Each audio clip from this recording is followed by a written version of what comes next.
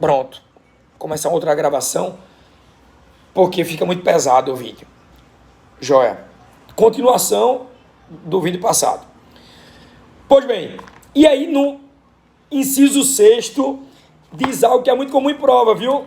Ó, se você quer concorrer, você precisa preencher os requisitos cumulativos que a gente falou. Precisa ter a nacionalidade brasileira, massa, seja nato ou naturalizado, a regra é ter a nacionalidade. 1. Precisa estar em dia com os direitos políticos. 2. Já vimos isso. Precisa estar em dia, ter feito o alistamento eleitoral. Precisa ter o domicílio eleitoral naquela tua circunscrição que tu está concorrendo. E precisa, até então, ter uma filiação partidária, ser filiado a algum partido. Massa. Pô, então já posso me candidatar. Calma, segura a peteca, porque tu ainda precisa preencher a idade mínima. E que idade mínima é essa? Essa idade mínima ela pode variar entre 35, 30, 21 e 18 anos. Opa, peraí.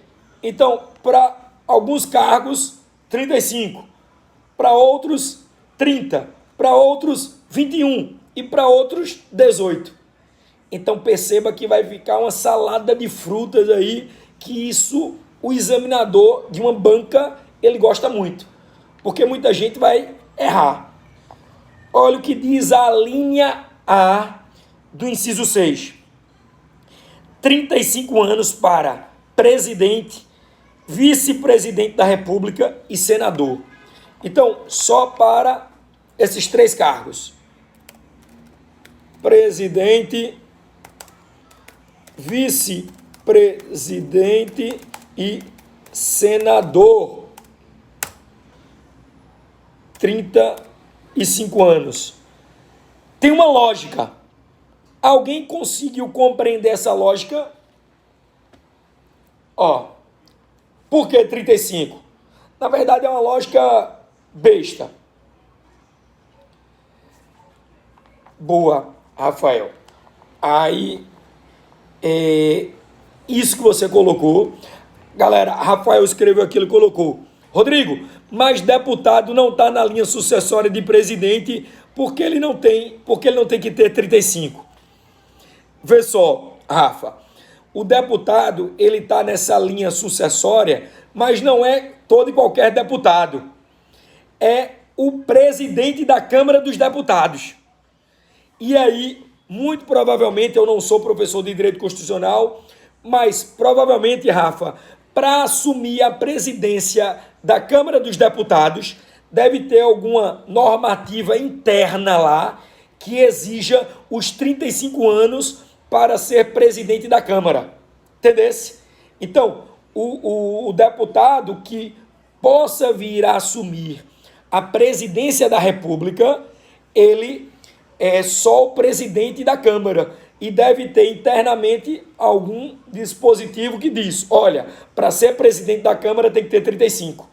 E aí entra na lógica que eu ia falar para vocês, certo?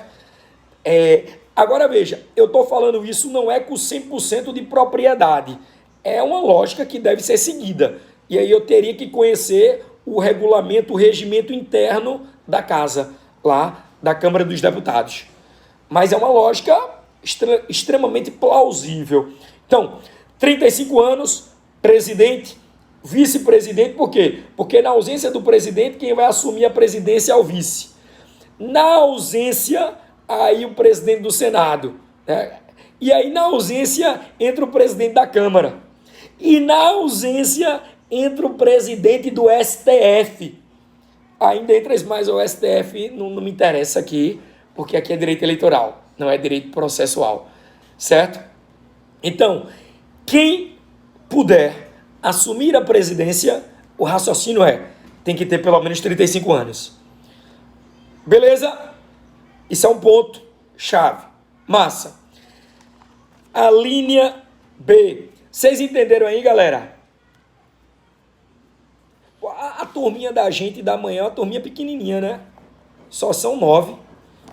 Eu gosto de turminha pequena, mas 9 na aula presencial que é bacana quando é pequenininho, porque a interação é muito melhor, é muito bacana, é muito boa. Mas eu tô achando que o semestre vai terminar remoto, viu? Semestre todinho, por motivos de segurança sanitária. Esse negócio de híbrido vai para cá, vai para lá e nada do híbrido começar, vai ser tudo remoto até acabar o semestre. Vê só, 30 anos, galera. 30 anos para assumir que cargo? Presidente, senador, vice-presidente, 35. E 30. Saúde em primeiro lugar, eu tô nessa. E eu tô com o coraçãozinho apertado, sabe? Eu tava meio assim para dessa aula hoje, porque eu tô meio para baixo. Não de saúde, graças a Deus eu tô bem. Mas eu tô bem preocupado com a minha filhinha, com a minha esposa, enfim, comigo também, porque estão dizendo que essa cepa nova, essa variante aí do coronavírus, tá atingindo muito a galera nova, a galera da minha idade. Vou fazer 35 anos, minha filha tem 3, minha esposa é mais nova do que eu, mas você fica sem saber, né? A gente não foi vacinado ainda, e eu vou precisar me ausentar hoje para comprar algumas coisas aqui para casa, mas estou morrendo de medo. A menina que trabalha com a gente está vendo a possibilidade dela, ela está vindo 3 vezes na semana para ver se ela não vem mais. O colégio de Alice já não está indo para o colégio está tendo aula, mas a gente tirou ela do colégio, dentro de casa, mas ela não entende. Ela tem 3 anos e quer sair, está aqui esperneando. A menina teve que descer aqui embaixo do prédio para comprar uma paçoca para enrolar ela. É complicado demais. Por isso que a galera da noite eu não vou conseguir entrar ao vivo, porque... Mas enfim, o tribunal, já estou de casa. Vai melhorar, tudo vai passar. Mas vamos lá, vamos voltar para cá. Se cuidem, né? Principalmente o pessoal mais velho aí, o pessoal novo agora que pensa que... A gente que é novo, a gente pensa que a gente é imbatível, que nada vai acontecer. Não é assim, né? Vamos se cuidar muito. Vamos lá. 30 anos para governador, vice-governador de estado e do Distrito Federal. Então, 30 anos, deixa eu colocar aqui, galera de casa aí, 30 anos...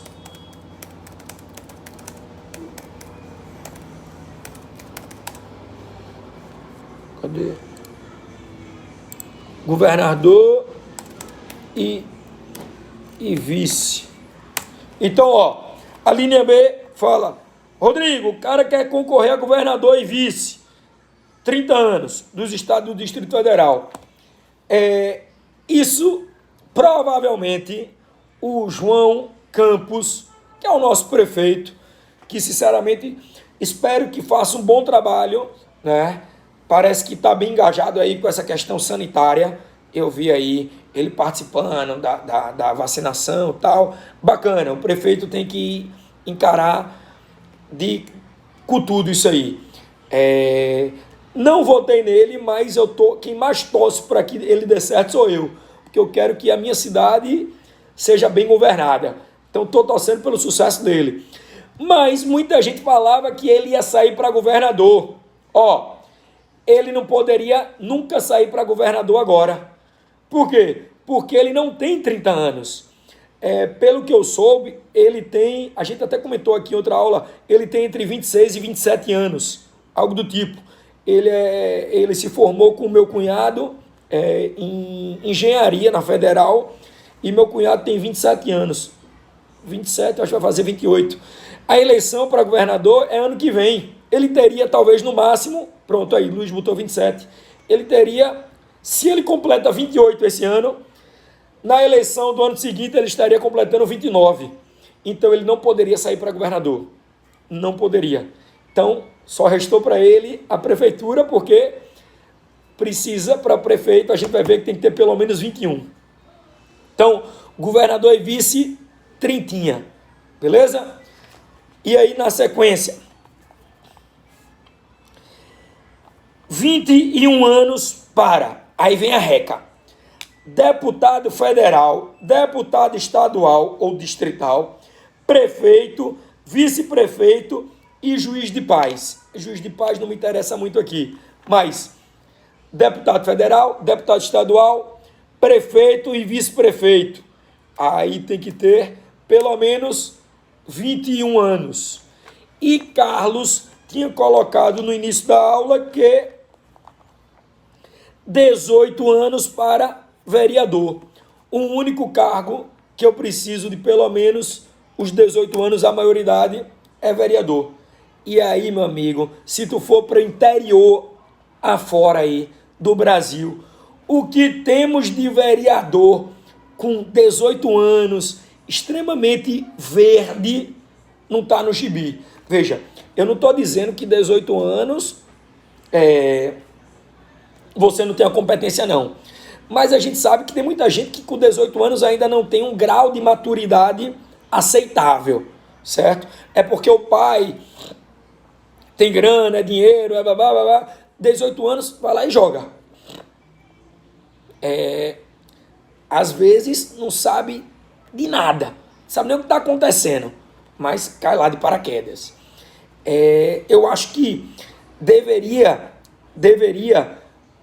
esse entendimento meu, Rodrigo, eu acho que para um vereador ele assumir esse cargo, ele deveria comprovar tempo de experiência. E aí, não necessariamente na vida política, mas experiência profissional. Veja, para um juiz de direito, ele ser juiz, ele, além de ter a formação em direito, ele tem que comprovar 3 anos de atividade jurídica. É ou não é? Já é alguma coisa. Já é alguma coisa. Eu acho que para vereador deveria ser a mesma coisa. 18 anos, mas comprove aí, você, mas ele não tem como comprovar, Rodrigo. Tem, porque veja, o menor aprendiz é a partir dos 14. Então tem muita gente que já tem uma experiência, mas ele não tem experiência nenhuma, então não se candidate com 18. Espere para 21, que aí você já vai ter a experiência dos 18, dos 19, dos 20, certo? Ou comprova experiência junto com os 18. Desde os 14 que eu trabalho como menor aprendiz, então eu já sei o anseio que um trabalhador precisa. Massa! Entra com 18. Mas não, nunca trabalhei, vai ser o meu primeiro emprego. Porra, teu primeiro emprego vai ser administrando uma cidade, né? É complicado demais. Tem gente com idade maior que não consegue. Aí vê o que a galera colocou aqui. Acho muita imaturidade ainda. Porra, Carlos, também. Tem uma cidade do interior de Pernambuco que elegeu uma prefeita bem nova.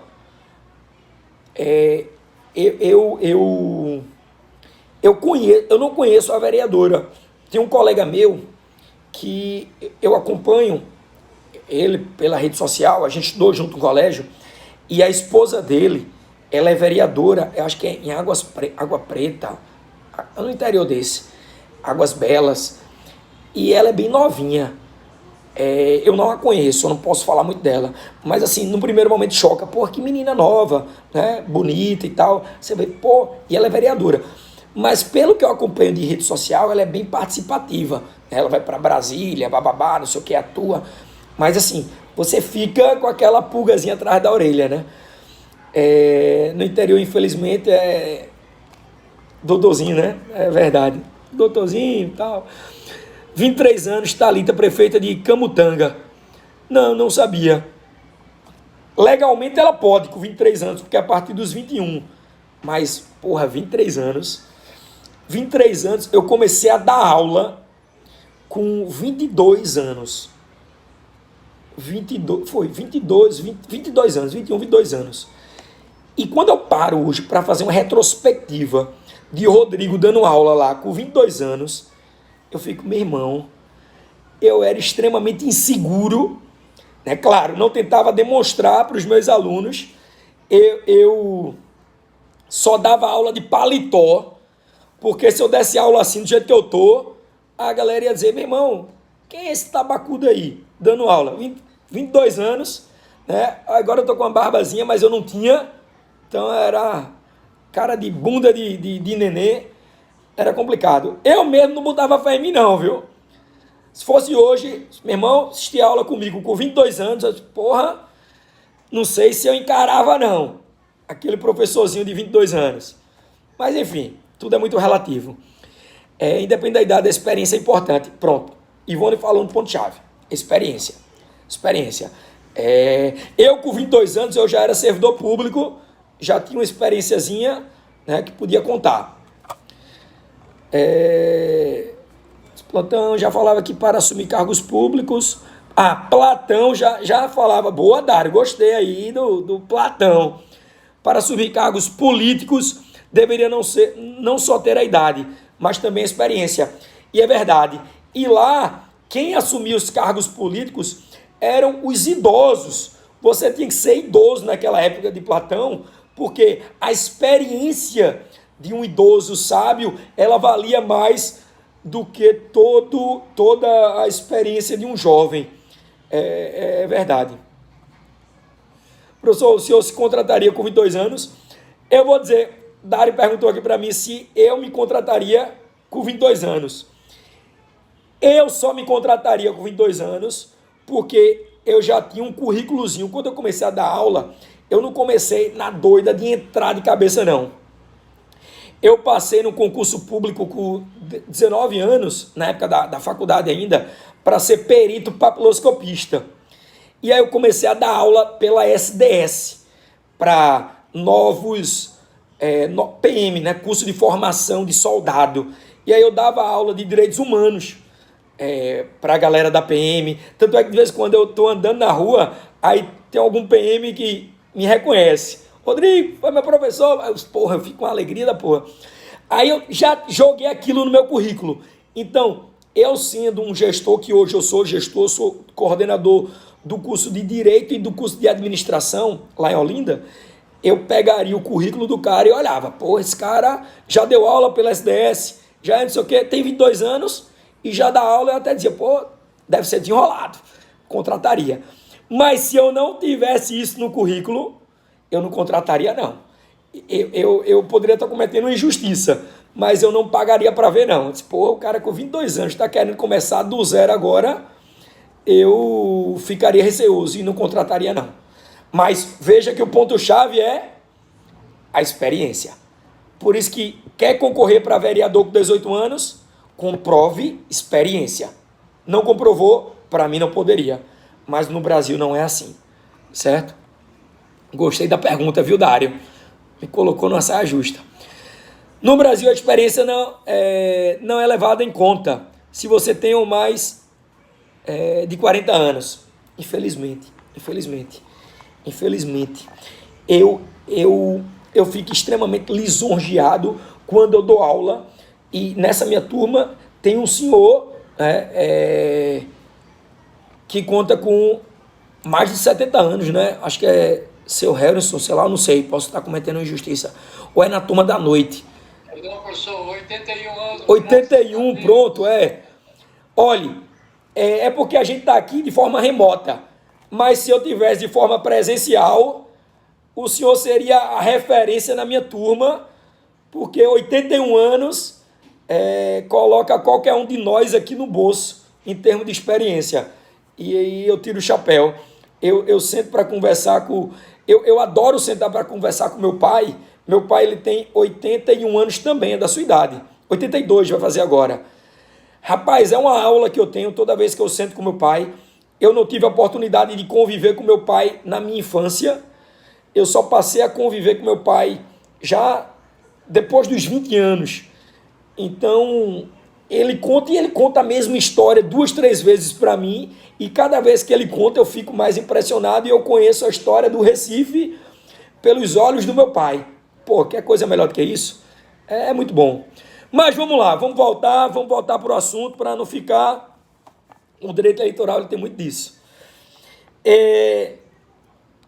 Então, finalizando o parágrafo 3º, vocês perceberam os casos de elegibilidade. São todos esses. De letra, a gente tira esses casos. O parágrafo 4º, ele traz uma questão curiosa. É bem pequenininho o parágrafo 4º. Ele diz pra gente, são inelegíveis. Opa, pera aí, Rodrigo, eu preenchi tudo que o parágrafo 3º disse. Sou brasileiro, me alistei, sou filiado a um partido político, tenho uma idade exigida, mas eu não posso concorrer. Por quê? São inelegíveis os analfabetos. O parágrafo 4º fala que o analfabeto ele é inelegível. Opa! Pegadinha de prova. Mas o analfabeto, se ele quiser, ele pode votar. Lembram? E aí? O analfabeto, aquele que não sabe escrever, ele pode votar? Pode. Pode. O voto é facultativo, não é não, Luiz? O voto é facultativo para o analfabeto. Mas se ele quiser concorrer, aí ele não pode. Ele não pode se candidatar. Boa, Carlos. Boa. Aí surge, não vou polemizar, mas só levantar a bola. Surge aquela questão do tiririca. Interior, que o diga, o que deve ter de vereador, até mesmo de prefeito analfabeto, não está no gibi, porque a galera faz vista grossa. O Tiririca chamou a atenção. Tiririca estava concorrendo para o primeiro mandato dele lá para deputado federal, por São Paulo, e muita gente disse, não, ele não pode, porque Tiririca é analfabeto, ele não sabe sequer escrever. Aí a turma fez, eu até disse isso para vocês, a turma fez um teste lá, e foi engraçado porque dizem que ele não escreveu o nome, ele desenhou, ele aprendeu a desenhar o nome. E aí o interesse político falou mais alto, a turma, ele vai se candidatar, ele sabe escrever, olha aqui. Mas na verdade ele não sabe escrever. Mas por interesses políticos, Brasilzão. E aí ele concorreu e ganhou. E arrastou um bocado de gente na época com ele, porque na época podia, né? O voto de cabresto levou todo mundo com ele. Mas, juridicamente falando, não poderia. Tiririca, Frota, dentre outras, é verdade. São Paulo tem muito disso. O que tem de jogador de futebol, né, também, não desmerecendo todos, mas a gente sabe que entra só pela fama. Beleza? Então, o parágrafo 4º diz isso. Parágrafo 5º, galera. Parágrafo 5º. Diz assim, e aí já a gente dá uma parada. O parágrafo 5º diz, o presidente da República, os governadores de Estado e do Distrito Federal, os prefeitos e quem os houver sucedido ou substituído no curso dos mandatos poderão ser reeleitos para um único período subsequente. Opa, vê que massa. Isso aqui a gente já sabe, mas a gente não sabia que existia um dispositivo constitucional falando disso.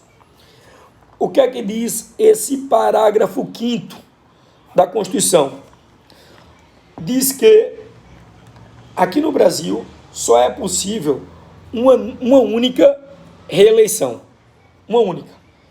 Se tu concorre a um cargo, tu pode ser reeleito uma única vez para aquele cargo. Veja, cargo de chefe do executivo. Ele leu aqui, ele disse qual era o cargo. Porque se você for para vereador, deputado, é o que chamamos de ad eterno. O cara tem vereador, vou dar um exemplo, talvez os mais novos não lembrem, mas quem é um pouco mais antigo vai lembrar, quem é um pouco mais experiente vai lembrar que é o Liberato Costa Júnior. Lembram do Liberato, velho Liba? Meu amigo, esse cara entrou para o Guinness Book, só pode, como o vereador mais longínquo da história desse Brasil. O cara multiplica, eu não sei ao certo, mas foi por aí, viu, Carlos? Multiplica 10 mandatos por 10 vezes 4. Dá o quê? 40. Eu acho que se brincar foi até mais do que 40 anos. 40 anos como vereador do Recife. Esse cara viu o Recife nascer. Ele tinha uma ligação muito forte com a minha família, por parte de mãe. Meu avô, já falecido desde 1986, meu avô morreu em 86. Meu avô foi vereador do Recife, chegou a assumir a prefeitura, né, enquanto presidente da Câmara dos Vereadores, e era muito amigo de Liberato. Andavam juntos aí na política. E o Liberato, ele veio a perder a eleição, já velhinho, há, sei lá, uns 8 anos atrás.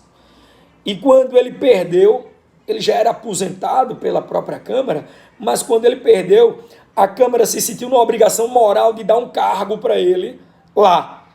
Porque já contava com mais de 80, 90 anos e ele não podia parar de trabalhar. E aí, mas pouco tempo depois, o velho Liba, ele chegou a falecer, né? Mas foi um vereador que passou aí 10, 11... Se fosse prefeito, ele não poderia, porque o prefeito ele só pode se reeleger uma única vez. Governador também, presidente também, né? Mas como vereador, não. É o que diz, vou ler de novo o parágrafo 5º. O presidente da República, governadores do Estado e do Distrito Federal, prefeitos que os houver sucedido ou substituído no curso do mandato, poderão ser reeleitos. E aqui ele traz uma outra coisa interessante. O Michel Temer, vou dar um exemplo, é o que está falando aqui. O Michel Temer, ele não foi eleito diretamente para o cargo de presidente. Ele sucedeu a Dilma Rousseff, que ela foi, houve um impeachment dela aí durante o mandato dela. Quando ela saiu, para que não tivesse novas eleições, entrou o vice, o Michel Temer. Aí ele assumiu. Mas o tampão, exatamente, Carlos, o mandato tampão. Quando ela assumiu, quando ele assumiu, ele pôde se reeleger, ele poderia se reeleger tranquilamente, é o que diz o parágrafo 5º da Constituição. Beleza? Então, fiquem atentos a isso aí. Joia? Maravilha. Professor, então por que Lula cogitou...